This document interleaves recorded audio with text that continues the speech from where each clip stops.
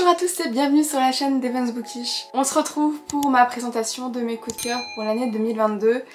Je pense que la majorité des titres que je vais vous présenter dans cette vidéo ne vous seront pas étrangers pour la simple, bonne et unique raison que je me suis rendu compte qu'en fait je vous les avais déjà presque tous présentés, ou peut-être tous à vrai dire.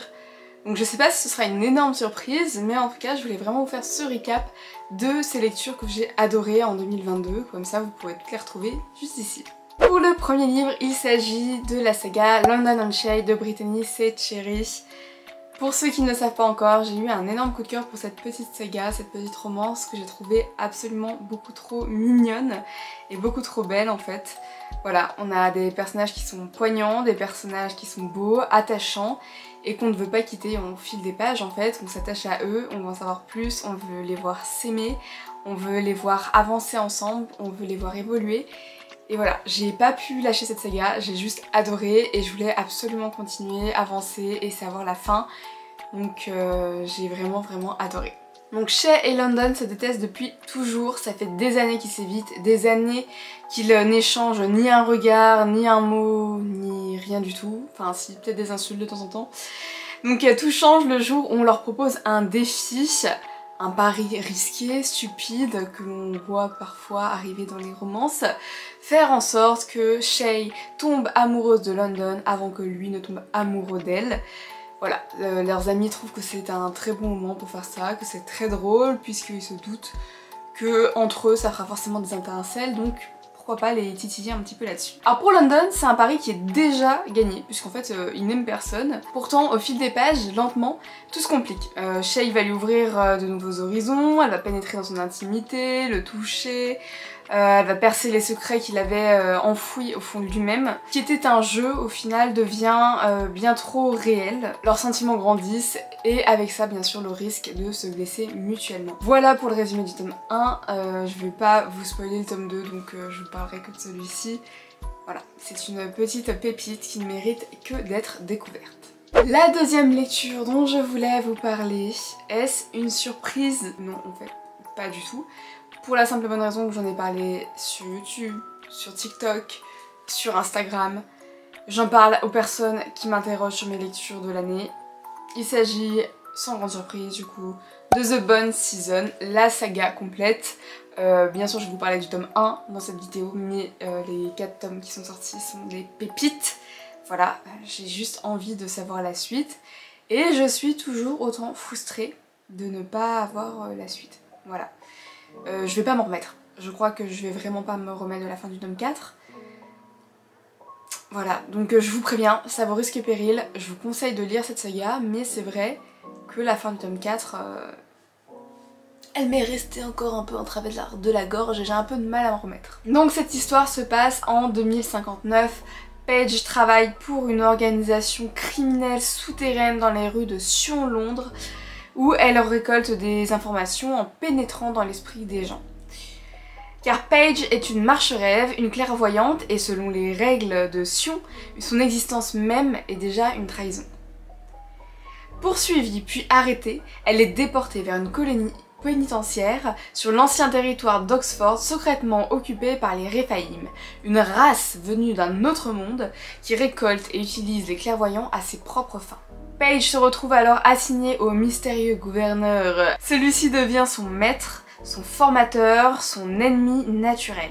À ses côtés, elle va devoir apprendre à développer son pouvoir pour servir ses ravisseurs, mais surtout pour s'échapper de ce sinistre endroit où elle semble promise à une mort certaine. Parce qu'en fait, Paige, son problème c'est qu'elle a un peu tendance à vouloir se foutre tout le monde à dos.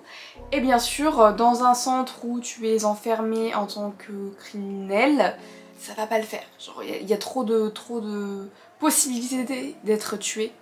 Donc il faut qu'elle arrive à se sauver, s'évader pour survivre tout simplement. Alors cette saga, ça a été vraiment ma meilleure découverte je crois de l'année 2022. C'est une saga que j'ai adorée, que j'ai dévorée. Voilà, comme je l'ai dit, je ne me remettrai pas de la fin du tome 4. Je suis toujours dans mon déni, je veux savoir la suite. Espérons que la suite ne tarde pas trop, j'aimerais bien. Mais je peux que vous conseiller cette saga, vous êtes plongé aux côtés des personnages qui sont juste attachant, haut en couleur, dans une intrigue qui est faite pleine de rebondissements. Bah alors les rebondissements, vous les avez à la pelle, vous avez que ça. Vous avez que ça. Vous avez de l'action, des péripéties, bref, tout ce qui fait un bon roman, une bonne saga, tout ce que j'aime est présent dans cette saga, voilà. Vous avez une petite romance en arrière-plan, bien évidemment, sinon... Mais c'est pas ce qui est primordial dans cette histoire, c'est pas ce que j'ai forcément le plus adoré, même si forcément j'ai bien aimé.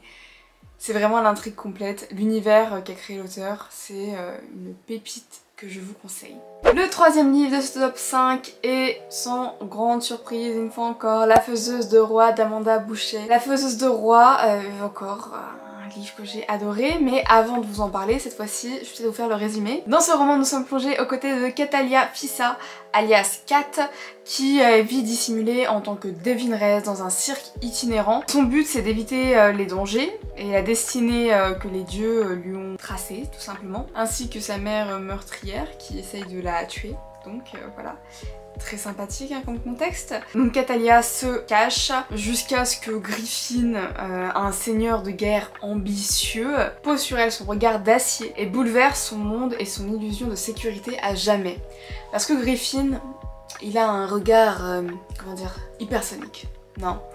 En fait Griffin, il comprend tout de suite que Kat, c'est la faiseuse de roi. C'est-à-dire que c'est la femme qui devine la vérité à travers les mensonges, la femme qui garantira à la personne qui l'a à ses côtés de devenir roi. Bien sûr, en tant que seigneur de guerre, frère de la reine actuelle, il n'a qu'une envie, c'est de l'avoir aux côtés de sa sœur en fait, de la voir aux côtés de sa sœur, pour être sûr que sa sœur reste au pouvoir et qu'elle soit à jamais en sécurité. Pourquoi une nouvelle fois cette saga? Alors, je sais pas, en vrai je sais pas pourquoi j'étais autant hypée, enfin si je sais.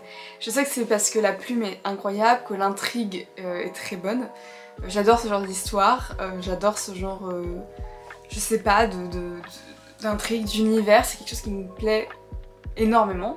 On a un personnage féminin qui, encore une fois, ne se laisse pas faire, qui ne se fait pas marcher sur les pieds, qui, même si elle est emmenée de force, parce que oui, elle est emmenée de force par Griffin, ne se laisse pas faire. Elle continue de se battre et de chercher à se libérer, à s'enfuir et à être seule dans tout ce cas, à être libre de ses mouvements, libre d'être ce qu'elle est et surtout à fuir en fait tout ce que le monde, les dieux, l'univers a mis sur sa route pour faire d'elle ce qu'elle est.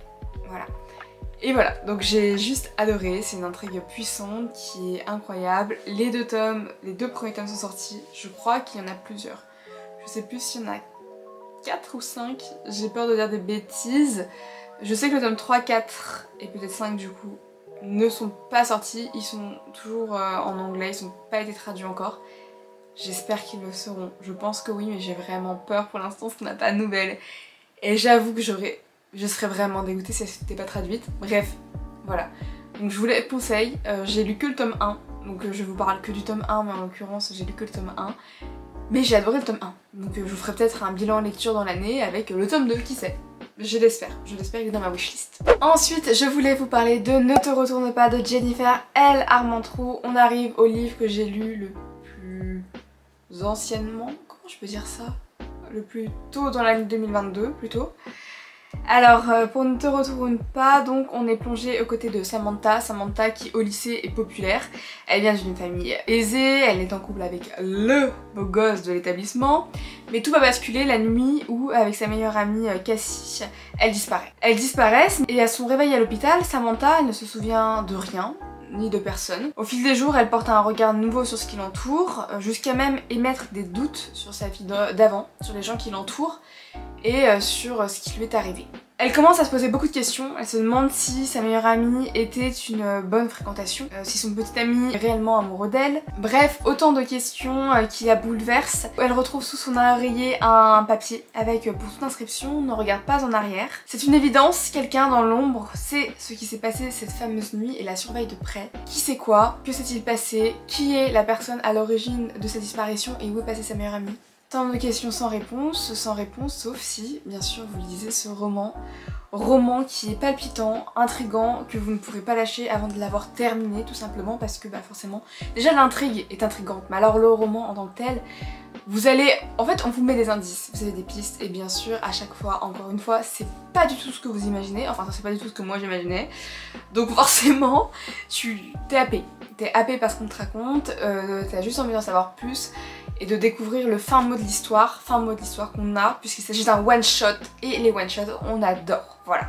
Enfin, on termine sur la dernière lecture de l'année 2022, ou du moins la première lecture de mon année 2022 que je vous présente en dernier dans cette vidéo, je ne sais pas pourquoi. J'ai fait une vidéo rétrospective, hein, très clairement. Donc il s'agit des 4 filles du Dr March. Alors, pour ceux qui ne connaissent pas cette histoire, ce roman, lisez-le, hein, que puis-je vous dire de plus. Nous sommes plongés dans une petite ville durant la guerre de sécession, à côté d'une famille modeste, 4 sœurs et leur mère qui guettent avec inquiétude chaque lettre du père parti au front. Mais rien ne peut arrêter la jeunesse et la vie continue à façonner les destinées de Meg, l'aînée pragmatique et conformiste, Amy la frivole, Jo la romancière en herbe et féministe avant l'heure, et la douce Bess à la santé fragile. De l'enfance à l'âge adulte, confrontée à la découverte de soi, elle partage une joie de vivre débordante, apprenant la sororité, l'amitié mais aussi le sacrifice. Ensemble, ces 4 adolescentes impétueuses seront réclamées à ce monde bien plus qu'il ne semble pouvoir leur offrir. Alors pour ceux qui ne connaissent pas cette histoire, c'est une histoire qui doit dater du 18e siècle, peut-être 19e, j'ai un doute sur mes dates, moi il faudrait que je vérifie ça.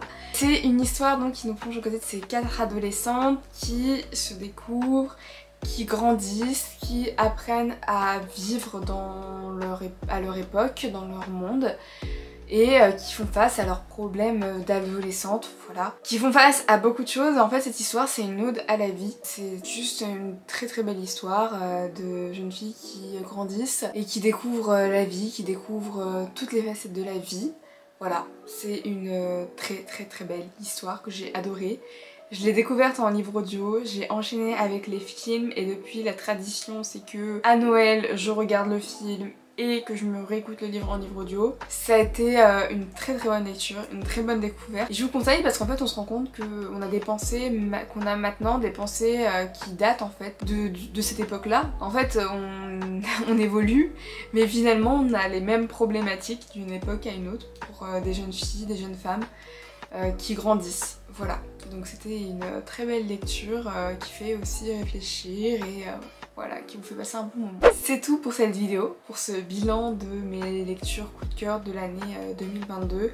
Bon, je vous ai clairement pas présenté les 18 livres coup de cœur que j'ai pu avoir, ça aurait fait beaucoup trop et ça aurait pas forcément été pertinent. Je vous ai sélectionné les 5 dont j'avais le plus envie de vous parler. J'espère que cette vidéo vous aura plu. N'hésitez pas à me dire en commentaire si vous avez lu ces livres, si vous les connaissez ou si vous avez eu d'autres coups de cœur cette année, l'année dernière du coup. Et à me donner les titres si c'est le cas pour que je puisse également les découvrir. En attendant, on se retrouve très bientôt sur la chaîne. À très vite.